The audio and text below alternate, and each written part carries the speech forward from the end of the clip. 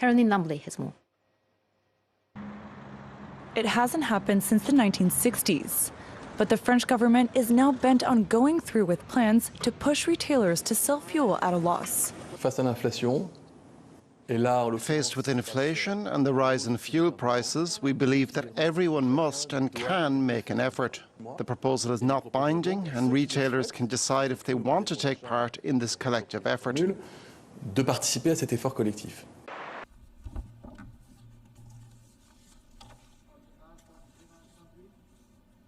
On behalf of the General Assembly, I have the honor to welcome His Excellency MOKGWEETSI MASISI, President of the Republic of Botswana, and to invite him to address the Assembly. Your Excellency. Mr. President, I join previous speakers in extending my sincere congratulations to you on your election as the President of the 78th session of the United Nations General Assembly. You can count on my delegation's full support as you steer the work of this august body. Mr. President, I could not agree more with you that the multilateral system needs to rebuild trust and reignite global solidarity to accelerate action on the Agenda 2030 and its Sustainable Development Goals in order to realize peace, prosperity, progress, and sustainability. As we convene this week, the world is in the age of polycrisis, facing a plethora of persisting global challenges, among them the war in Ukraine and its associated geopolitical tensions and impact on the global economy, the challenges relating to climate change, and the lingering effects of the COVID-19 pandemic. Of critical importance is the distressing reality that the implementation of the 2030 Agenda and its Sustainable Development Goals is off track. From the 2023 SDG Progress Report, half of the targets of the SDGs are experiencing inadequate progress, while 30% of the targets have come to a halt. This lack of progress is exacerbated by the multifaceted global crisis, which compounds the already dire situation we find ourselves in. Illustratively, whereas SDG 5, which expresses the need for gender equality and empowerment of women and girls, and picks representation in positions of power and leadership as one of the indicators, the United Nations in this regard has not done badly, except for the Secretary General position. Would you not agree with me that the time is now to have a female Secretary General? The gravity of challenges faced by the SDGs demands that we transcend the business-as-usual approach to addressing these. This will obligate a robust political commitment from all of us. It is therefore imperative for the United Nations system, international financiers, the private sector and civil society to forge a collective front and refocus our efforts to swiftly propel the SDGs back on track. To this end, the recent SDG Summit and its political declaration could not have come at a better time. Mr. President, over the past few years, we have witnessed and continue to endure the profound and devastating impact of the COVID-19 pandemic. The consequences have been felt across nations, but the extent of its devastation have varied greatly depending on factors such as level of development and geographical location. Whether one resides in the global south or north, a landlocked developing country or small island developing state, these distinctions have played a crucial role in determining the severity of the pandemic's effects. It is therefore imperative that we will wholeheartedly embrace the ongoing discussions regarding pandemic prevention, preparedness and response. Mr. President, Botswana's key priority in these discussions is to ensure an international instrument that addresses equity during a pandemic. To this end, the main issues to be addressed from this perspective include timely and equitable access and sharing of benefits, strengthening of regulations to ensure developed countries and those with the resources do not hoard medical products during a pandemic, building capacity for stronger health systems, investment in research and development to build local and regional manufacturing vaccines, including sharing of intellectual property and establishing sustainable predictable and flexible financing mechanisms. I am pleased to inform the General Assembly that Botswana is making health contribution to build capacity to manufacture vaccines for both humans and animals. We have made remarkable progress in terms of HIV diagnosis, and on the 28th of August 2023, our National HIV Reference Laboratory was designated a World Health Organization Collaborating Center of Excellence. This epitomized, in part, the crowning of our national laboratory competence and success in carrying out genomic sequencing on levels equivalent to those of the best, as demonstrated by being the first to discover the Omicron variant. By the time these discussions reach their conclusion, it is essential that we establish robust systems that leave no room for the repetition of such calamity, ensuring that the survival and well-being of our people are never again contingent upon their location in the global south or north.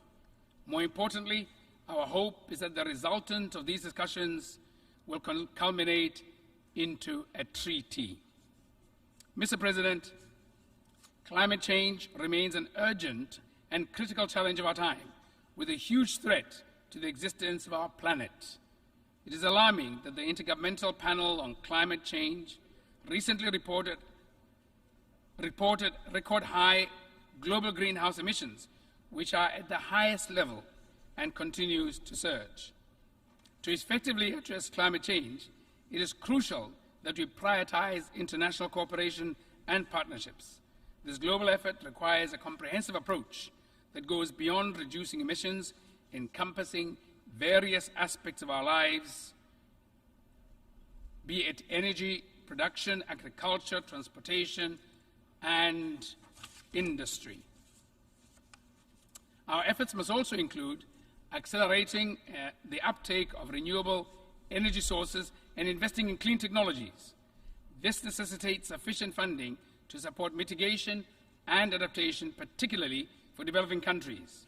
In this context, we endorse the appeal for developed countries to fulfill their pledge of providing $100 billion annually in climate finance to developing countries. This also includes fully replenishing the Green Climate Fund. My government welcomes the Secretary General's acceleration agenda, which urges the fast tracking of climate action in all countries and sectors. It is imperative that both developed and developing countries comply with their targets. As for Botswana, we reaffirm our commitment to achieving a 15% reduction in carbon emissions by 2030. Mr. President, it has been more than a year since the beginning of the Russia-Ukraine war. The war's destructive consequences have been experienced not only in the region, but also globally, as the international economy has suffered from food and energy crisis. Botswana strongly urges an immediate cessation of hostilities and advocates for a diplomatic resolution to the conflict. In this regard, Botswana welcomes the recent engagement between African and Russian Ukraine leaders, and we hope that these efforts, along with similar initiatives elsewhere, will encourage the conflicting parties to return to the negotiating table.